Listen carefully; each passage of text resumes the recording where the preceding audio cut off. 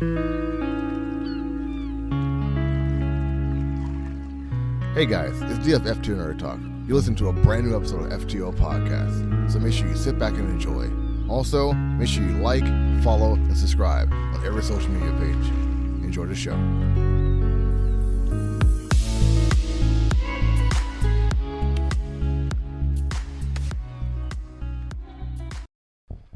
Alrighty, yo. Today is the day. Hey, everybody. D here, FTO Nerd Talk. Got a brand new episode for you. I know.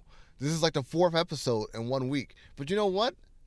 I'm recording it on a Friday. I'm probably going to drop it on a Monday and probably give you another episode in 2 weeks next week. Maybe 3 episodes. Who knows? It's getting wild here at FTO. And I'm loving every minute of it. Toshi J is back with doing the thing you should check out. This is her new gig. She's here for it. And I'm here for her doing it. So... got a lot, man. Got a lot going on. I got another episode of Table Cheese with Anton 6 and I. And you know what? To talk about that, I should just get into the whole thing, what's going on with Table Cheese that you guys are going to be checking out later this week. E3 is canceled. Period. E3 is canceled. So many places canceled out on E3. Microsoft, PlayStation, Nintendo, everybody said we're not going to E3. I don't know what the reason is behind this. Like, it just, like, the event was supposed to be held June 13th through the 16th at the LA Convention Center and would have been the first in-person E3 event since 2019. But it's gone. Like, this is rest in peace, E3. I'm pretty sure we'll get more in detail about this on Table Cheese because Anton 6 knows more about this kind of stuff than I do. I didn't really get into the weeds in this, but yeah, that is the news that's coming up. Next up in news, this is from Two Black Nerds, by the way. Like, this is like, I went to Two Black Nerds again. They still got some more news coming out every single week. I gotta tag them in the show notes this time because, hey, credit what credit is due. You got the upcoming second season of House of the Dragon will consist of 8 episodes, which is 2 less than the first season. Now, when they did this in Game of Thrones, when they did like less episodes throughout the season, they made the actual episodes of the seasons longer. I'm hoping to do the same thing with this one here, because I think like the run times for each episode in the last season of Game of Thrones, it was about 8 episodes also, were like an hour and a half, hour and 20, so they're like movie length every episode. And that's like a thing, if you think about it. Like, they're making these episodes longer. They're making them longer in the TV shows, but some of us don't want to sit through a movie. But we sit through, like, movie-length long episodes. Like, what is that all about? Well, whatever. I'm here for it, regardless. Yeah. Next up, this is from Phucaname. Phucaname reported that The Legend of Zelda Tears of the Kingdom Nintendo Switch OLED model coming in April 28th of 2023, this year. So this is the new OLED. I just saw one of these OLEDs for the first time at Target. First off, they're absolutely gorgeous. Secondly, they're huge. Didn't know how big they were. Really big. And I see this whole thing, like, you know, the Zelda, the case, and the deck for it. I mean, it's there. I don't think it's that attractive, but, you know, some people are into it, I guess. But yeah, it comes out April 28th. If you're looking for it, I think the Wind Waker comes out. I don't have the date for Tears of the Kingdom. Not Wind Waker. Tears of the Kingdom comes out. I think it's a month after. I think it comes out in May. So you get this. It's not bundled. I learned that it's not bundled. So if you're looking to get like the game with the console, that's not happening. Remember that. Next up, Ike Perlmutter, controversial Marvel mogul, is out at Disney. Oh my God. I can finally start reading Marvel again. I'm so happy about this news. If most of you who've been following FTO, you know that I despise this man. He is the reason why I stopped reading Marvel comic books. I told myself I'm not going to put myself into a situation where Ike Perlmutter is anything to do with this company. And he not only did he say that Terrence Howard and Don Cheadle, like, you know, they're all black people, so they all look alike. He made that statement himself. He's also tried to, like, fire Kevin Feige a few times because Feige, being, like, you know, a man of equality, did not like the way that Ike Perlmutter was doing things, the way that the racism, the homophobia, all of it. And Ike Perlmutter tried to fire him a few times. So I'm glad he's gone. I didn't think it was going to happen. I've been trying to find out for a while now if he was still like the CEO. Apparently, like his contribution to that was mediocre at best. But I'm glad he's gone. I'm glad he's gone. That's all I got to say. I'm glad he's out of here because he needs to be. Full stop. Full stop. Let's see what we got next. Next, ooh, this is like some gut wrenching stuff here.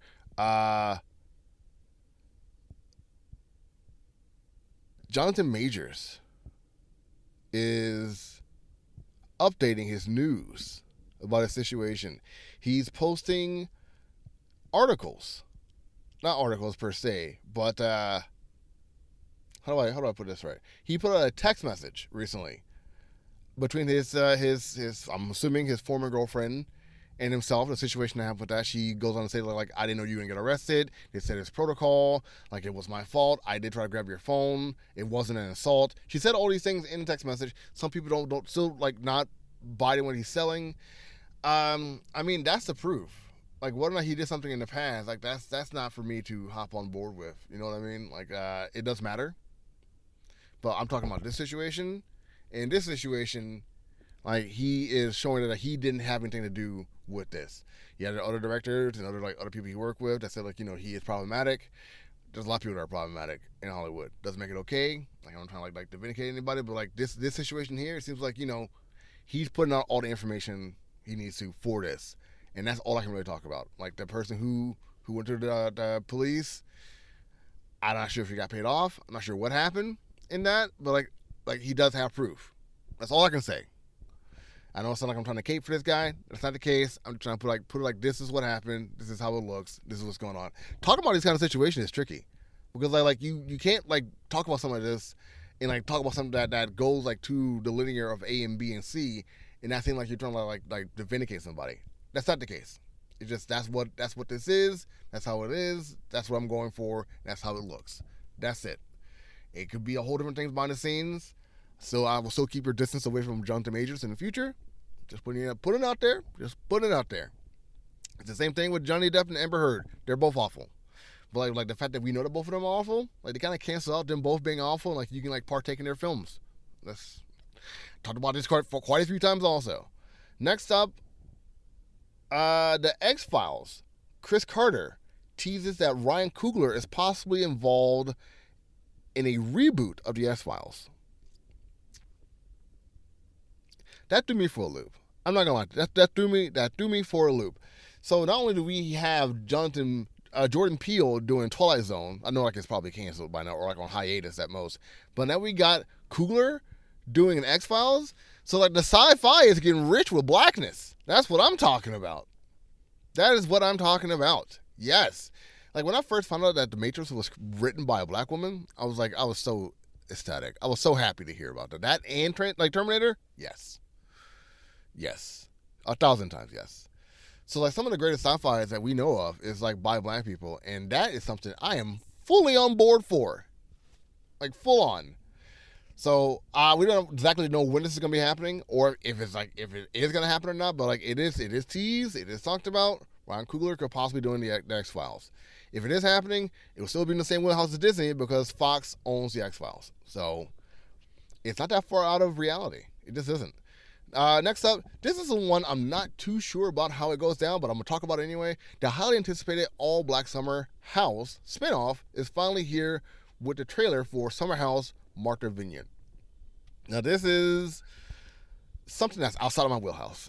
It's a reality show, but it's all black cast, but like they seem like they are upper class financially black people. Something I'm not used to seeing. Like you see rich black people in reality shows, but like seeing them in the aspect of being a certain type of black people, it's different than what I'm used to seeing. And I'm kind of here for it. I may have to talk to my wife about this, see if she's watching it. And if she's not watching it, I may have to like just find out where it is and check it out myself. I'm not sure what channel it's going to be on. I'll keep you guys updated if it comes out. Say like I'll talk to Toshi J, have her see about Summer House Martha Vineyard and see if like she can at least talk about it on the show, because this is something that's this is history right here. It really is. It may not seem like it, but it is history. And the last news of the week, Netflix announces Scott Pilgrim anime featuring the voice of the cast of the entire cast. Edgar Wright is going to be executive producing this. It's going to be animated by Devilman's Crybaby Studios. By Devilman Crybaby Studios Science Sara. It's going to have everybody. Like, seriously. Everybody. It's coming back. Like, everybody is coming back for this. And this is, like, surreal. Just, like, if you're going to do, like, a reboot about something, the best way to do it is something like this. It just is. The best way to go about this is just like this. This is the best way to go about it. And, like, I am kind of excited to see how this is going to play out. Because, first off, it's animated, which is how a lot of us really envisioned Scott Pilgrim in the first place. But the fact that they made, like, a live-action film and put so much type of, like, cartoonishness effects to it to make it seem like it's animated was even more surreal. So they have, like, to be brought back like this into a anime itself. I wonder what's going to be more popular. Is it going to be this, or it's going to be Cyberpunk Edge Runners? Which is going to be more popular when this drops? Because both on Netflix, both pretty cemented in the culture of fandom. This is really interesting. I was going to talk about like have this be update, Jonathan Majors update, is what it's going to be called. But I feel like the Scott Pilgrim thing, it's not even because it's last. It's just like, that's such a big topic of news, man. That's big. Honestly, like the Ike Perlmutter leaving Marvel is still bringing a smile to my face. So I don't know. We'll see what happens. We'll see what happens. But this is the first half of the show. Let's take a little break. And when we come back, Toshi J is going to be here.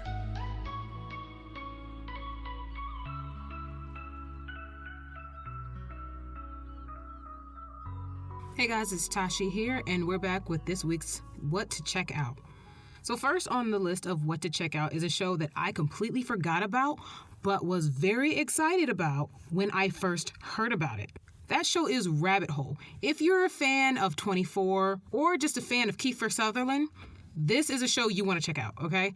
Corporate spy John Ware, played by Kiefer Sutherland, so he's essentially Jack Bauer again, is framed for murder in this espionage thriller from writers and directors John Wekwa and Glenn Ficarra. This started March 27th on Paramount+. It's essentially, the overview sounds like the last couple seasons of 24 when Jack Bauer was in trouble and on the run. So, I mean, if you're a fan of 24, there's no way you don't want to check this out. I want to check it out. The movie Air is coming out April 5th. Air reveals the unbelievable game-changing partnership between then-rookie Michael Jordan and Nike's fledgling basketball division, which revolutionizing the world sports and contemporary culture with Air Jordan brand. This moving story follows the career-defining gamble of an unconventional team with everything on the line, the uncompromising vision of a mother who knows the worth of her son's immense talent, and the basketball phenom who would become the greatest of all time, depending on who you ask. This was written by Alex Convey and is directed by Ben Affleck and is already causing a lot of arguments online by people who have, in fact, seen the movie or just have an opinion on the movie, because essentially it's a movie about a black man and his rise to fame portrayed by white writers and directors as usual, and people are all over this movie. However, another movie that is coming out April 7th is called One True Loves, okay? One True Loves features Philippa Sue, Simu Liu, and Luke Bracey. And, okay, I saw the trailer for this when the trailer first dropped, and first off, Philippa Sue and Simu Liu already had my attention. Then I saw the story. A woman is unexpectedly forced to choose between the husband she has long thought dead and the fiancé who finally brought her back to life. So essentially what happens is Philippa Sue's husband dies. She mourns, she goes through all that for like a year or so, it seems. She meets Simu Liu's character, they fall in love, he brings her out of her depression and back to life. He proposes, and then boom, her husband comes back. And now it's like, okay, but which one, who do I want to be with now? And I think this is going to be a crazy roller coaster. I cannot wait to see it. All right, last movie. Renfield is coming out April 14th. If you don't know what Renfield is, this is a modern-day monster Dracula tale. Dracula is played by Nicolas Cage, and Renfield is played by Nicholas Hoult. He is the tortured assistant to Dracula. He is forced to procure his master's prey and do his every bidding, no matter what. But now, after centuries of servitude, Renfield is ready to see if there's a life outside of the shadow of the Prince of Darkness, if only he can figure out how to end his codependency. And I remember when I first heard about this movie before the trailer dropped, and I was like, there's no way. This sounds so... I'm sorry. Nicolas Cage's Dracula? Really? And he looks dumb. But then the trailer dropped, and I was like, why does this actually look good? Are you kidding me? So that happened, and I actually am looking forward to it. I probably won't be paying to see it in theaters, though, so there's that. But I will be watching it as soon as it drops on the streaming platforms. So... Moving on to games. If you're really into simulation type of games, Chef Life Simulator, released March 28th. Create and manage your dream restaurant. Menus, purchasing, decor, staff, equipment, customers, and don't forget actual cooking. Experience the daily life of a restaurateur and earn your awards from the Michelin Guide. Right now, Chef Life, a restaurant simulator, has a 71 Metascore, which is not that bad, especially for a simulation game. So, I mean, if you're into simulators, you'll probably really enjoy this. If not, then you probably won't. So next, I'm not usually into phone games, but this game sounds really interesting. It's called Happy Game. A little boy falls asleep in a horrible nightmare. Can you make him happy again? Brand new psychedelic horror adventure from the creators of Botanicula and Chucho. Endure and escape 3 unforgettable nightmares. Solve deeply disturbing puzzles in not-so-charming environments. Deal with a suspicious smiley face and pink bunnies. Creepy songs and screeches from the free folk band DVA. I'm a huge puzzle person. I love puzzles. My favorite game is Catherine. If you don't know what Catherine is from Atlas, the creators of Persona, and it's an amazing game, especially if you love puzzles and if you like a challenge. Another game coming April 4th is Creed Rise to Glory Championship Edition. Back with a vengeance, Creed Rise to Glory Championship Edition returns you to the ring with a fresh set of gloves. Go toe-to-toe with contenders new and familiar and establish your boxing legacy in a heart-pounding cinematic experience. This upcoming release will deliver new technical performance and quality of life upgrades over the original, utilizing the PS5 and PlayStation VR 2 hardware and features to deliver the excitement and challenge of a high-stakes match in the ring. This is probably a great time since the Creed hype is still kind of up there. It's slowly dropping, but this is a great time to bring a Creed video game. I haven't played a boxing or wrestling video game in a long time. So I don't know if this is going to be for me. If it is, maybe when the price drops. But it's still kind of exciting to think about, especially with Creed 3 just dropping, them announcing an anime, them announcing a comic, and now the game is getting an update. I mean, there's a lot. Creed, the hype is up there, and they're trying to keep that hype going. But anyway, that's all I have this week for what you should check out. This is a little bit of a longer one. Still getting my toes wet with this. Make sure you check some of these things out. What do you think you're interested in? What are you going to check out? Let us know if you check it out. And of course, we'll see you next week. Enjoy the rest of the podcast. All right, Toshi J, thank you for the news. We needed that. The things to check out, a lot of things to check out. This is actually my first time hearing it. Like, I'm not gonna lie to you. Like, I didn't get a chance to hear it beforehand, so I got to hear it when you guys heard it. So, well, this is recorded, but I think you get what I'm saying. Like, I just talked myself into a corner, so ignore that. Thank you, Toshi J. I appreciate that. Now, for my favorite part of the show, someday in the future, someone's probably gonna take over this whole segment. But for now, we're gonna be talking about comics to read. First off, Marvel Comic Books Daredevil, issue number 9, The Red Fist Saga, part 9. For over 3 years, Daredevil's life has been a living hell between the Stormwinds, the Hand, and his time incarcerated and exposed to Resid. Not familiar with Resid. Now, all of those dangerous forces are coming together and threatening everything Matt Murdock holds dear. This is a legacy issue. 657. Now, if you see this cover, wow. Period. There's so many variant covers to this too, like lots of variant covers. Chip Zdarsky is a writer. The art is by Manuel Garcia. This is like a wild, like they got a variant cover from Alice Ross in this too, and Marco Cicchetto. This is a big issue. Wow, they're really trying to sell this. Next up, DC Comics Unstoppable Doom Patrol issue number 1. Degenerates, one and all. The world's strangest heroes are back in the DC universe. After the events of the Lazarus Planet, more people than ever have activated metagenes. More of these new metahumans have become misfits, shunned and imprisoned by a fearful society. They are hidden away in the dark, lost to a system that only sees them as weapons or guinea pigs. Ticking time bombs that can only be defused by the unstoppable Doom Patrol. Robot Man, Elastic Woman, Negative Man are joined by the brand new teammates Beast Girl and Degenerate, and led by Crazy Jane's mysterious alter, the Chief. That's interesting. On a mission of saving the world by saving monsters. That sounds wicked as hell. That actually sounds really good. And the cover is pretty generic, but like I'm really am here for it. Like it's kind of like cookie cutter, but it's very DC at the same time. And they got so many variant covers of this, like so many interesting variant. Like this one, like there's one that keeps repeating itself. It's like who will Jane be today? And she keeps looking at herself in the mirror and she sees different personalities. It's wicked. It really is. This is written by Dennis Culver, and art by Chris Burnham. Beast Girl is pretty cool. Right on. Next up, DC Comics, Batman, Gotham Knights, Gilded City, issue number 6.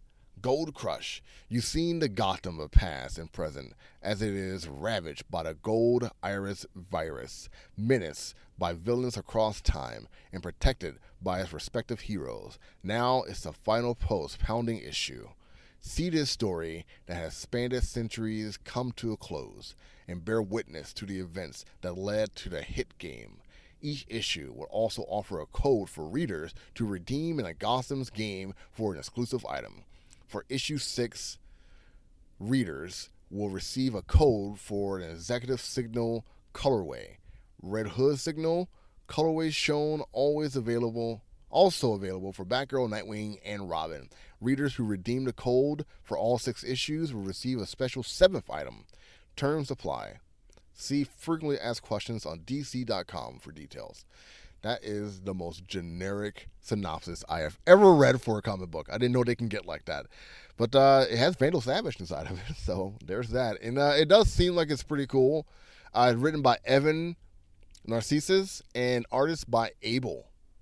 There's a Greg Capullo variant cover too. They really want to sell this comic. Wow. They really want to, like Greg Capullo. They really want to sell this comic book. Next up, Image Comics, Bloodstained Teeth, issue number 10, series finale. Time's run out for Atticus Sloan, but the vampire for hire is past caring. Now held up in Dr. Beverly Phelps' underground hospital, he's trapped in the last stand against the firstborns. Series finale. Oh man. If you're fans of this, like this is a perfect time to hop on. You get to binge read. This is written by Chris Ward and artist by Patrick Reynolds. Next up, and finally, Mighty Morphin Power Rangers / Teenage Mutant Ninja Turtles 2, Part 4. The premiere issue heats up as the Mutant Rangers are in a dire straits, but familiar mentors begins new allies to turn the tides. They really try to sound smart on this one. But the battle also rages in Dimension X, where the heroes and villains' roles continue to blur as they fight old foes and unfamiliar monsters.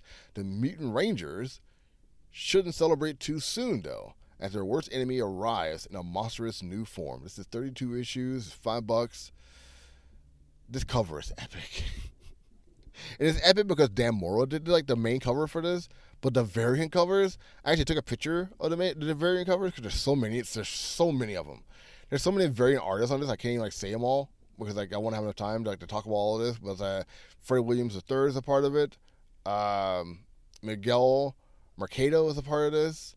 Like Andrew Dollhouse is a part of this. Like this is big. The writer is Ryan Parrott, and of course, main artist is Dan Mora. This is wicked. This is absolutely wicked. I know I butchered that synopsis, but like I was definitely I picked this for like because it looks pretty cool. It's number 4. I definitely say check it out. But that is comics to read, and that is the remaining of the show. I hope you guys enjoyed it. I had fun doing it. I really had like a blast doing this episode. It took me a while to get to do this. I was trying to do this on Wednesday.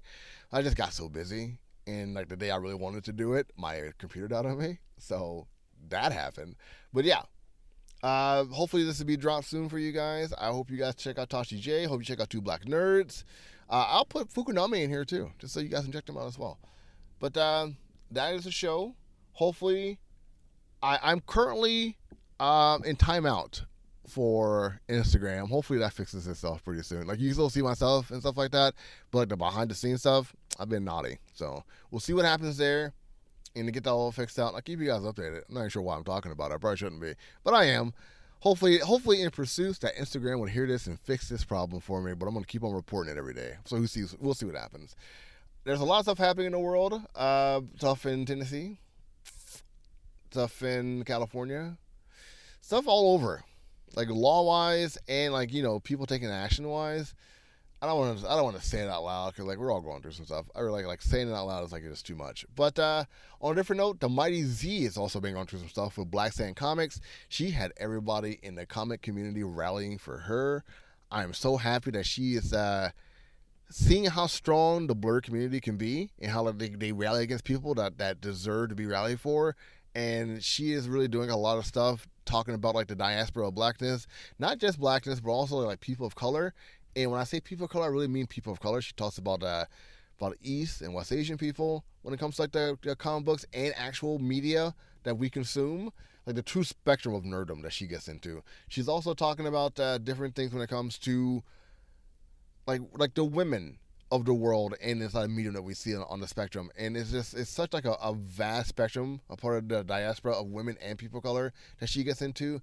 And it's all sensical to how like we should be perceiving this and how comic book companies and like different media outlets kind of misconstrue things and just like put things out there for a profit. So I definitely say check her out. I know like the way I explain stuff is very matter of fact. And that can be kind of like, insufferable for some of you. I'm okay with it. Like, that's who I am. But I'll just say this. Check out her page. I would say check out her Instagram page and check out her TikTok. Those would be the 2 places like I would recommend all of you going to because they are not the same at all. She will post little articles, little banners that, I don't mean like to be condescending by saying little, but like they're boxes to have information inside of it that she created, and it just talks about different characters and like how they are incorporated in media and like the negatives and the positives of these characters sometimes. But she also do like highlights of characters on her TikTok page, different highlights of characters, like of how we should be perceiving these characters and how these characters are sometimes like put onto a pedestal or like their first appearances or things like that. I know a lot of folks do that. Like Nerd in the Street does this also. And she does very good at it. And also, Midnight Comics are also doing this. So definitely like check them out too as well. But Mighty Z, you're getting a shout out this episode. I also checked out the Blurred Spectrum podcast. They're talking about love and relationships while being in your 30s and also being a blurred. It's very interesting to hear this. This is something I don't normally hear. And like I know like a lot of you probably say right now, like, well, I don't want to hear about that shit through a podcast. It's always like in badly. Here's the beauty. Like the majority of the cast is 3 women, and they are very like equality based women. So definitely check out the work on the Blur Spectrum. I got a lot of stuff to put in show notes this time. I hope you guys check them out. But I'm your host, D, Toshi J. Thank you so much for doing your thing. We'll see you next week. Until next time, take it easy.